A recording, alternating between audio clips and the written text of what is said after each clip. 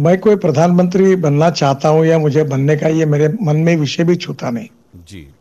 मैं ये मानता हूं कि मेरी औकात और हैसियत से कई गुना ज्यादा मेरे पार्टी ने मुझे दिया है। देखिए, पहली बात तो ऐसी है कि रोड एक्सीडेंट्स बहुत बढ़ रहे हैं। इस बार 1,80,000 लोगों की मृत्यु हुई है। जी।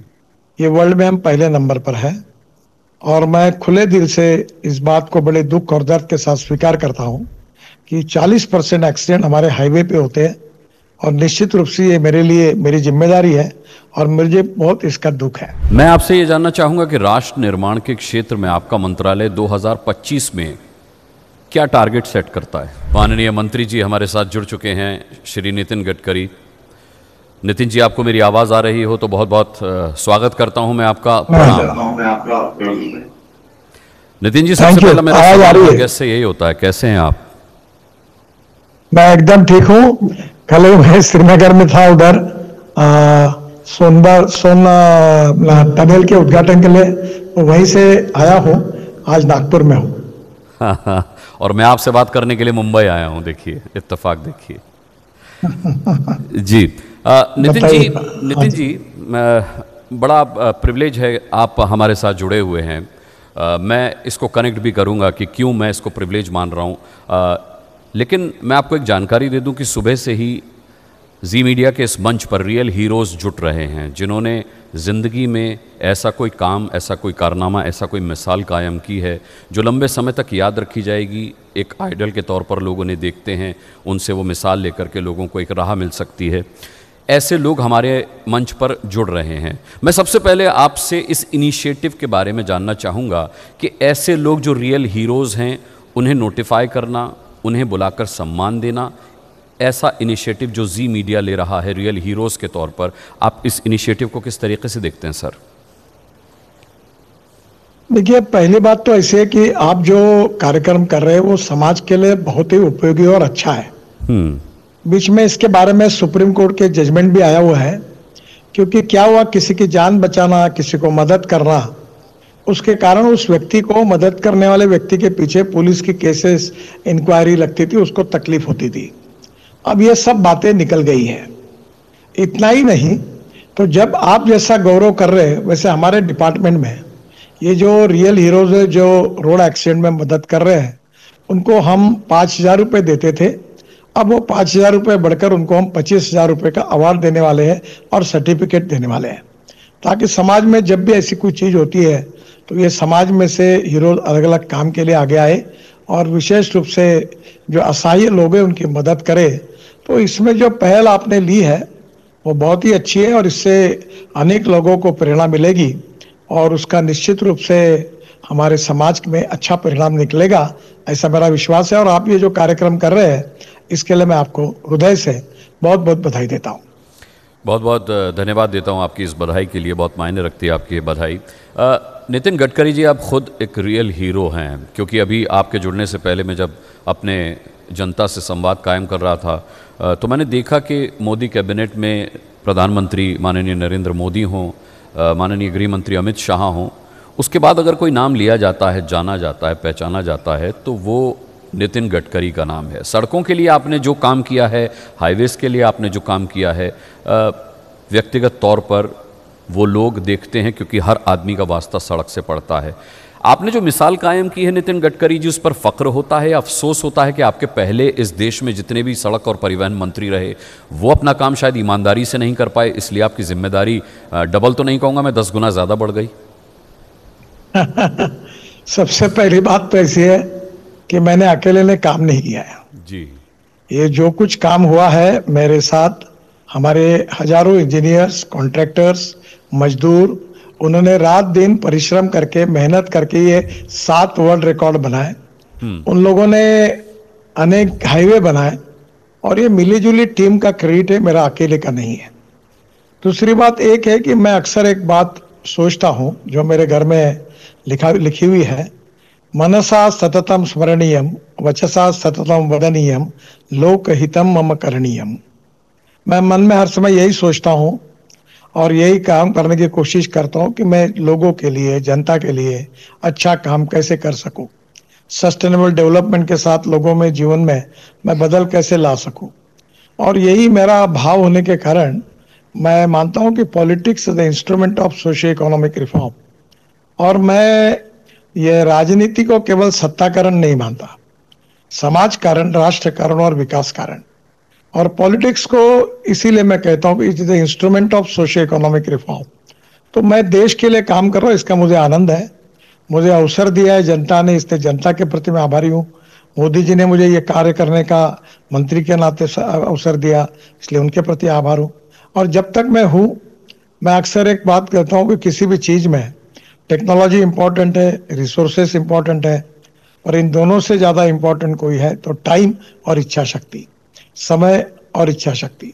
और मुझे लगता है कि देश के लिए, समाज के लिए कम समय में अच्छा से अच्छा कार्य मैं कर सकूं, ये इच्छा शक्ति से मैं काम करते रहता हूं। काफी कुछ काम हुए हैं, कुछ होने के हैं, कुछ होंगे। ये जनता के आशीर्वाद के कारण हुए हैं और जनता के प्रति मैं इसके लिए ऋणी हूं। बहुत अच्छी बात आपने कही नितिन जी कि आपने ये काम अकेले नहीं किया, आपके मंत्रालय ने किया, आपके विभाग ने किया, बहुत सारे लोग इसमें शामिल हैं। आपके डिपार्टमेंट में आपके अलावा भी कई सारे रियल हीरोज़ हैं जो आपके लिए काम करते हैं। मैं ये पूछना चाह रहा हूँ नितिन जी कि उनको आप किस तरीके से मोटिवेट करते हैं, सम्मानित करते हैं? कुछ जी मीडिया की तरह इस तरीके का रियल हीरो इवेंट ऑर्गेनाइज करते हैं या इंसेंटिव देते हैं? मतलब हौसला अफजाई करने का, रियल हीरोज़ को सम्मानित करने का गडकरी मॉडल क्या है आपके मंत्रालय में? हम हमारे हर साल अच्छा प्रोजेक्ट, अच्छे इंजीनियर्स, अच्छे कॉन्ट्रैक्टर्स, अच्छे कंसल्टेंट, इनका गौरव करते हैं। और विशेष रूप से जो अच्छे काम करते हैं उनको हम लोग और उत्साह मिले इसलिए उनको सर्टिफिकेट भी देते हैं, एक अच्छा मेडल भी देते हैं, और फिर नेचुरली वो व्यक्ति अपने घर पर वो लगा के रखते हैं। तो अच्छे काम करने की प्रेरणा सबको मिले, कम समय में अच्छे क्वालिटी का काम करें। हम देश के लिए काम कर रहे हैं, समाज के लिए काम कर रहे हैं, ये भाव भी लोगों के मन में जगे। पैसा कमाना गुनाह नहीं है। हम कॉन्ट्रैक्ट लेने वाले लोग ले, दो पैसे जरूर कमाए, उसमें गुनाह नहीं है। पर हम जो कुछ कर रहे हैं वो भारत की जनता की संपत्ति है, हमारे देश की संपत्ति है।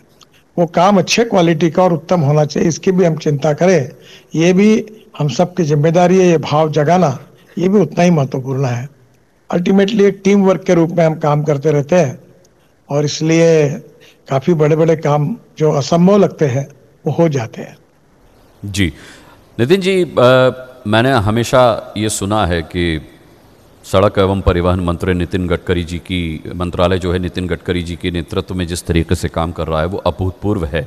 इतना अभूतपूर्व है कि काम के चलते ये तक माना जाने लगा, और कई बार हमने सुना कि अगर देश का प्रधानमंत्री लोग किसे देखना चाहते हैं नरेंद्र मोदी जी के बाद या उनके अलावा, तो वो नाम आपका आता है कि नितिन गडकरी इस देश के माननीय प्रधानमंत्री हो सकते हैं। जाहिर सी बात है, बात आपके कानों तक भी पहुंचती होगी। तो कैसा लगता है जब काम को इस तरीके का कॉम्प्लीमेंट मिलता है? देखिए, पहली बात तो ऐसी है कि मैं कोई प्रधानमंत्री बनना चाहता हूं या मुझे बनने का ये मेरे मन में विषय भी छूता नहीं जी। मैं ये मानता हूं कि मेरी औकात और हैसियत से कई गुना ज्यादा मेरे पार्टी ने मुझे दिया है, और ये जो कुछ मिला ये न मांगते हुए मुझे मिला है। और इसलिए काम करना ये हमारा कर्तव्य है। और कर्मण्येधिकारे से वहां फलेषु कदाचन, ये हमारी भाव है, हमारी संस्कृति है। हमने काम करना चाहिए देश के लिए और समाज के लिए, चलते रहना चाहिए, यही हमारा कर्तव्य है। बाकी जनता के आशीर्वाद से जो कुछ मिला वो बहुत कुछ ज्यादा है। हमारे यहाँ बहुत अच्छे अच्छे लोग हैं जो बन सकते हैं। मैं कभी पॉलिटिकल एम्बिशन, ये मेरा कन्विक्शन नहीं रहा। हमारे देश में एक बात जरूर है कि लोग करियर ओरिएंटेड है। मैं करियर ओरिएंटेड नहीं हूं। मैं जयप्रकाश जी के आह्वान पर राजनीति में जब आया हूं तब मैं कुछ जीवन मूल्यों के साथ कटिबद्धता रखकर इस समाज के लिए और देश के लिए कुछ काम करने के लिए आया हूं। और वो मैं काम कितना करूंगा, कर सकूंगा, यही मेरी जीवन की सबसे बड़ी परीक्षा है। और इसलिए कोई पद मिलना ये उसके पीछे कोई भाव भी नहीं है, आग्रह भी नहीं है। काम करते रहना चाहिए देश के लिए और समाज के लिए। और लोग अक्सर किए हुए काम को याद रखते हैं और वही काम करके जाना, यही हमारे लिए महत्वपूर्ण होता है। कोई मंत्री परमानेंट नहीं होता, कोई एमपी परमानेंट नहीं होता, कोई एमएलए परमानेंट नहीं होता। उसका कोई ना कोई कालावधि होता है। ये जो कालावधि मिला है इसमें ज्यादा से ज्यादा समाज के लिए, देश के लिए, गांव गरीब मजदूर किसान के लिए जो भी काम मैं कर सकता हूँ वो करना चाहिए। मैं कोई साधु नहीं हूँ, मैं कोई सन्यासी नहीं हूँ, कोई बहुत डेडिकेटेड निष्ठुर ऐसा व्यक्ति भी नहीं हूँ। मेरा घर परिवार है, खेती है, सब कुछ है। घर परिवार देखकर फिर मैं समाज के लिए काम करता हूँ, और ऐसा ही सोचकर अनेक लोग काम करेंगे तो हम समाज में अच्छा काम कर सकेंगे। यही मेरा भाव है। बाकी क्या होना, क्या मिलना जुलना, इस भाव से ही मैं दूर हूँ। तो इसके कारण कभी अस्वस्थता भी नहीं होती, कभी खुशी भी नहीं होती, और कभी नाराजगी भी नहीं होती। मैं जानता हूं नितिन जी कि आपकी राजनीतिक महत्वाकांक्षा नहीं है, वरना आपके काम में वो तासीर नहीं होती। मैंने तो जनता की भावनाएं आप तक पहुंचाई कि वो आपको प्रधानमंत्री के तौर पर देखना चाहते हैं, और किसी भी राजनीतिक हस्ती के लिए ये एक बहुत बड़ा कॉम्प्लीमेंट हो सकता है कि वो देश के नेतृत्व के तौर पर आपको कमान देना चाहते हैं। दिल्ली हो या मुंबई हो नितिन जी, या फिर देश का कोई और भी शहर हो, दिल्ली मैंने इसलिए कहा क्योंकि राजधानी है, और मुंबई मैंने इसलिए कहा क्योंकि औद्योगिक राजधानी है। नितिन गडकरी जी ने सड़कें तो बहुत प्यारी बना दी हैं, लेकिन उन पर जाम की समस्या से शहर दो चार होता रहता है। अभी मैं अपनी ऑडियंस से भी बात कर रहा था तो ये सवाल वहाँ से भी आया कि जाम इंसान का बहुत वक्त बर्बाद कर रहे हैं। आपने सड़कें तो बना दी, लेकिन वो तब तक बेकार हैं जब तक उस पर जाम लग रहे हैं। और अगर नितिन गडकरी जी इस जाम की समस्या से निजात नहीं दिलाएंगे तो फिर हम किससे उम्मीद करें? देखिए, पहली बात तो है कि मैं केवल नेशनल हाईवे के लिए जिम्मेदार हूँ। स्टेट हाईवे के लिए, डिस्ट्रिक्ट हाईवे के लिए राज्य सरकार उनका काम होता है जी। और दिल्ली म्यूनिसिपल कॉरपोरेशन है, डीडीए है, और दिल्ली की सरकार है, उनकी भी सड़कें हैं। मैं आपको बताना चाहता हूं कि मैं दिल्ली में अब 65,000 करोड़ रुपए के काम चालू है। 35,000 करोड़ के काम हमने पूरे किए हैं, और मैं अभी 5 साल में ये 1 लाख करोड़ तक लेके जाऊंगा। दिल्ली में काफी रोड हम बना रहे। दिल्ली से देहरादून अलग से, ये 1 लाख रुपए में मैंने करोड़ में नहीं कहा। दिल्ली से जयपुर, दिल्ली से देहरादून 2 घंटे में हो जाएगा। दिल्ली से जयपुर 2 घंटे में होगा। दिल्ली से कटरा 6 घंटे में। दिल्ली से श्रीनगर 8 घंटे में। दिल्ली से हमारे मुंबई से अभी हम लोग चेन्नई से बेंगलोर रोड बना रहे हैं, वो 2 घंटे में हो जाएगा। मैसूर से हमने बेंगलोर बना दिया, वो 45 मिनट में, 1 घंटे में हो गया। अभी मेरठ से दिल्ली 4 घंटे था, वो 45 मिनट में आया। तो अब हम लोग क्या है कि कोशिश तो कर रहे हैं, पर पॉपुलेशन और ऑटोमोबाइल पॉपुलेशन दोनों भी बढ़ रही है। मैं मुंबई में था, मैंने 55 उड्डान पुल बनाए, वर्ली बांद्रा सीलिंग प्रोजेक्ट बनाया, फिर मुंबई पुणे एक्सप्रेस हाईवे बनाया, फिर भी ट्रैफिक जाम हुआ। केवल ट्रैफिक जाम का ये समस्या नहीं है, पोल्यूशन ये भी समस्या है। और इसलिए मैंने तय किया है कि मैं ये एयर पोल्यूशन के लिए भी काम करूंगा। Ethanol, methanol, biodiesel, bio CNG, electric, बाद में हाइड्रोजन, ये सब फ्यूल हमने लाई है, और धीरे धीरे इससे प्रदूषण भी कम होगा। और दूसरा, जो दिल्ली में मैं 1 लाख करोड़ के काम कर रहा हूँ 2 साल के अंदर, दिल्ली में भी इसकी काफी राहत मिलेगी। जैसे अभी पानीपत से एयरपोर्ट जाने के लिए 3 घंटे लगते हैं, मैं विश्वास दिलाता हूँ कि अगले 3 महीने के अंदर पानीपत के बाद एक UR2 हमने बनाया, जो डायरेक्ट T2 पे लेके जाएगा, T3 पे लेके जाएगा, जिसमें केवल आधा घंटे में जाना हो जाएगा। तो ऐसे अनेक बहुत ही हम लोग कर रहे। द्वारका एक्सप्रेस हाईवे की टनल बना दी है नीचे में, जो एयरपोर्ट के अंदर से नीचे से जाएगी। तो ऐसी बहुत सी बातें जो है दिल्ली के लिए हम कर रहे हैं। दिल्ली का पेरिफेरल रोड बनाया है, वो एक कालिंदी कुंज वाला बड़ा 10,000 करोड़ का रोड बना रहे हैं। फिर दिल्ली देहरादून के कारण ट्रैफिक जाम होगा। ऐसे अनेक योजनाएं पे काम कर रहे हैं। जेवर एयरपोर्ट का रोड बना रहे हैं। तो मुझे लगता है कि आने वाले 2 साल में दिल्ली में निश्चित रूप से फर्क पड़ेगा। पर जो पॉपुलेशन बढ़ रही है, ये भी एक समस्या है। ऑटोमोबाइल का नंबर भी बढ़ रहा है। तो हम तो कोशिश कर रहे हैं कि दिल्ली को प्रदूषण से मुक्ति दिलाएंगे, और मुझे लगता है कि एक 5 साल के अंदर दिल्ली अच्छी होंगी। और मुंबई भी, मैं जब था तो हमने काफी, अब मुंबई दिल्ली एक्सप्रेस हाईवे बनाया। अब मुंबई को वर्ली बांद्रा सीलिंग को आगे विरार तक लाया जा रहा है। हम दिल्ली मुंबई हाईवे को उधर जोड़ रहे हैं, जिसके कारण Nariman point two Delhi direct 12 घंटे में हो जाएगा। तो ऐसे बहुत से नए नए प्रोजेक्ट आ रहे हैं। फिर दिल्ली मुंबई JNPT तक जा रहा है।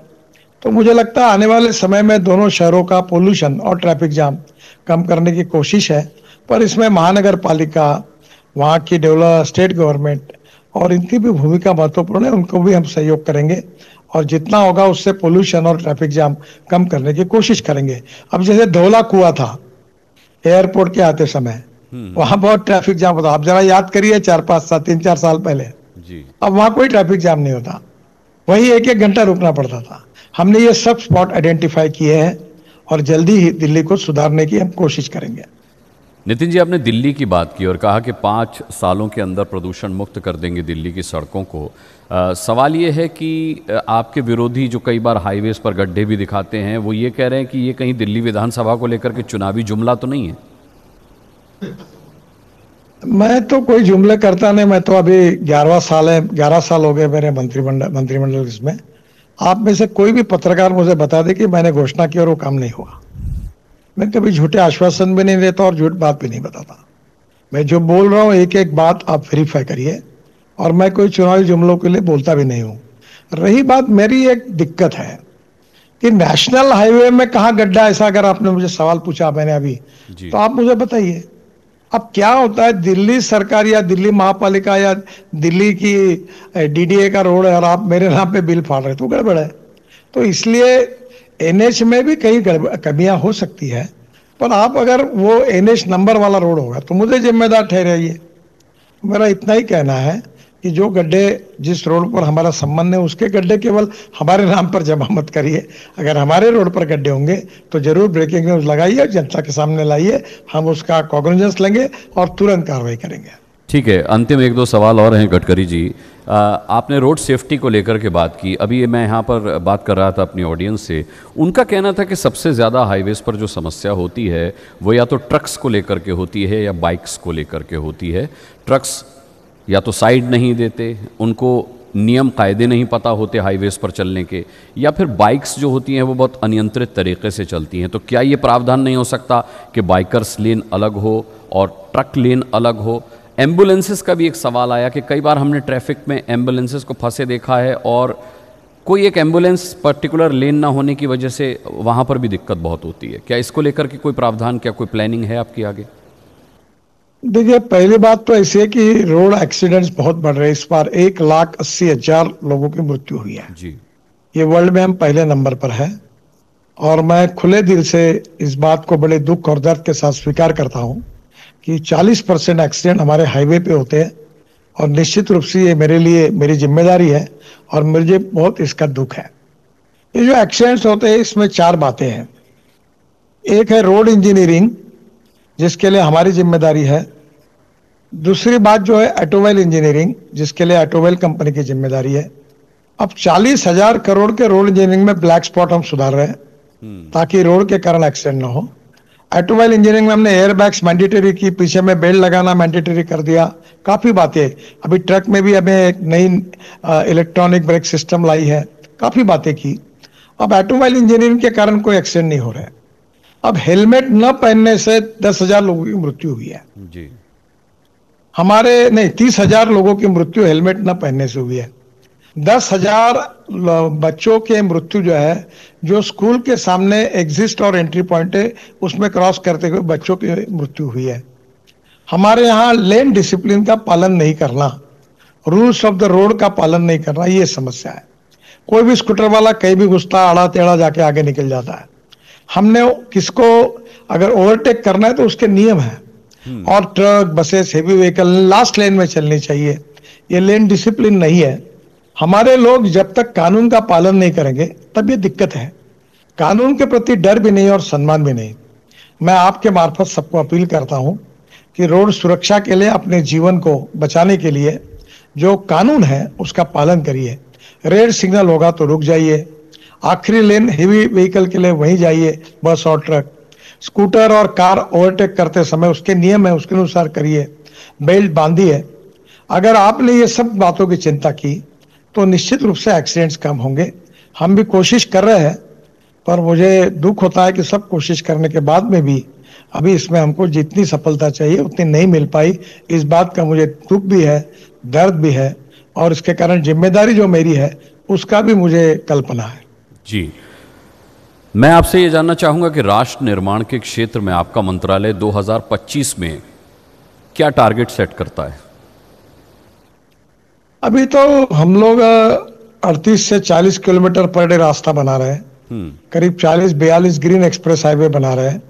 हमारी लॉजिस्टिक कॉस्ट जो है वो 14 से 16% है, और हमने अभी चाइना की 8 से 10% है। यूरोप और अमेरिकन कंट्री की लॉजिस्टिक कॉस्ट जो है वो करीब 12% है। हमने तय किया है कि 2 साल के अंदर हम लॉजिस्टिक कॉस्ट 9% सिंगल डिजिट में लाएंगे, क्योंकि हम ट्रक के फ्यूल में भी बदलाव कर रहे हैं, इलेक्ट्रिक, हाइड्रोजन और उसके साथ साथ सीएनजी, एलएनजी। इसके कारण वो कॉस्ट कम होगी। और दूसरी ओर हम निश्चित रूप से ये कोशिश करें कि हमारे रोड ऐसे बने कि समय बच जाएगा। अभी दिल्ली से मुंबई एक ट्रक को जाने के लिए 3 दिन लगते थे, अब 24 घंटे में एक ट्रक चला जाएगा। तो जो 3 ट्रिपें 4 ट्रिपें मारता था वो 8 से 9 ट्रिपें मारेगा, तो लॉजिस्टिक कॉस्ट कम होगी। और डीजल के कारण वो सीएनजी, एलएनजी, इलेक्ट्रिक, हाइड्रोजन अगर खर्चा करेगा तो वो भी कॉस्ट कम हो जाएगी और हम सिंगल डिजिट पे आएंगे। हमारा एक्सपोर्ट 1.5 गुना होगा, देश का ग्रोथ रेट बढ़ेगा। ये बात हमारा टारगेट है और इसके लिए हम लगातार काम कर रहे हैं। एक अंतिम सवाल नितिन गडकरी जी कि आपका व्यक्तित्व बहुत बहुमुखी है। बहुत सारे कम नेताओं का ऐसा देखा जाता है, वो बहुत सख्त होते हैं या अपने काम को लेकर के सिर्फ ईमानदारी दिखाते हैं। न केवल आप अपने काम को लेकर ईमानदार हैं, आप सख्त भी नहीं हैं, आप चुटकुले भी सुनाते हैं अपने दोस्तों में, परिवार को भी समय देते हैं। ये सामंजस्य कैसे बिठा पाते हैं? ये बाकी नेताओं के लिए भी काम आएगा अगर आप बताएंगे तो। देखिए, जिसका जन्म हुआ उसका मृत्यु अटल है, ये यावत चंद्र दिवाकरो नियम है, इसको कोई अपवाद नहीं है जी। आनंद से रहना, खुशी से रहना, सबके साथ मिलकर रहना और जीवन का आनंद लेना। जियो और जीने दो और खुशी से जियो, यही जीवन का मंत्र होता है।